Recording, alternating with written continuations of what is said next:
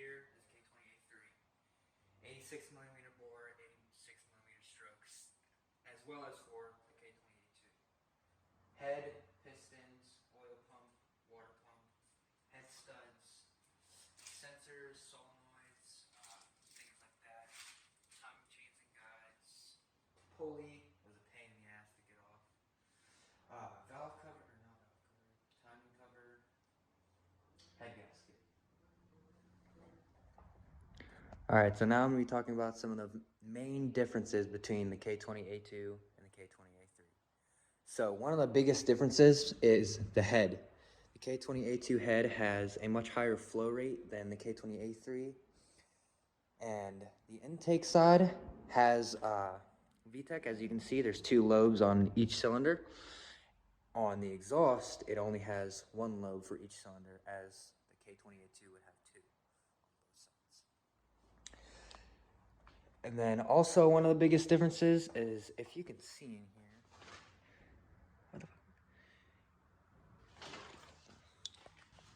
so the next biggest difference is the oil squirter. So this is a K20a3 block. It's the same exact casting. The outside and general build's the same. But as you can see, there's no port for the actual oil squirters to go into.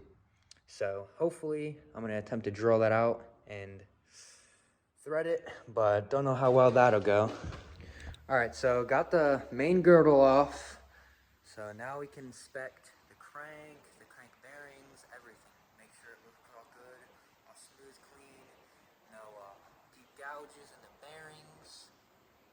You can barely feel some with your fingernail in there. Just a little bit. Not bad though, they still feel pretty smooth, which is surprising, honestly. This motor has a claimed 63,000 miles on it from the guy that I bought it from, so. And you can look at the crank journals here, where the bearings sit for the pistons, or for the rods. They all feel smooth. Everything looks pretty good. Alright, so now that everything is completely torn down, I'm going to be telling you what is going to be changing with this block. Block will stay practically the same.